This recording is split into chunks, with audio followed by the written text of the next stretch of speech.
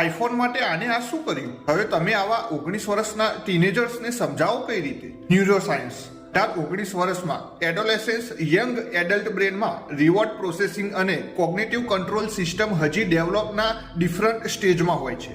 Research generally suggest કરે છે કે એડોલેસન્સમાં રિવોર્ડ અને સોશિયલ ઇમોશનલ સિચ્યુએશન્સ ડિસિઝન મેકિંગને કમ્પેરેટિવલી સ્ટ્રોંગ ઇન્ફ્લુઅન્સ કરી શકે છે. એનો મતલબ રિસર્ચ એમ નથી કહેતી કે હર 18-19 વર્ષના ટીનેજર્સ નેચરલી ઇમ્પલ્સિવ હોય છે. એટલા માટે જે ટીનેજર્સમાં ઇમોશનલ ઇન્ટેન્સિટી હાઈ હોય છે એ ઇમિડિયેટ સોલ્યુશનને ઇમ્પોર્ટન્સ આપે છે, લોંગ ટર્મ કોન્સિક્વન્સીસને કન્સિડરેશન ઓછી આપે છે. નોર્મલ માઇન્ડ કેવી રીતે ડિસિઝન લે છે? એમાંય ના ભરી શક્યો તો ફોન વેચી નાખીશ, ફેમિલીથી વાત કરીશ યા જોબ કરીશ તો પ્રોબ્લેમ સોલ્વ થઈ શકે છે. આઈસીસ માઇન્ડે કેવી રીતે વિચાર્યું? પ્રોબ્લેમ છે એનું કોઈ સોલ્યુશન નથી એવું, અરે તો આઈફોન જોઈએ જ, તો એનું એક જ સોલ્યુશન છે.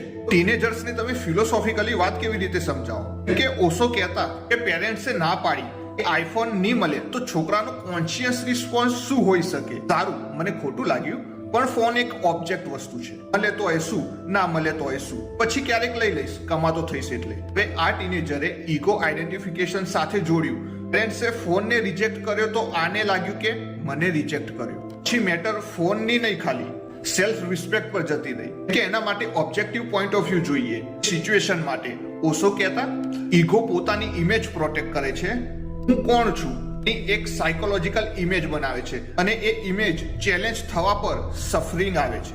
સ્મોલ એનાલિસિસ વાળો વિડીયો જોવા માટે ફોલો ફોર મોર.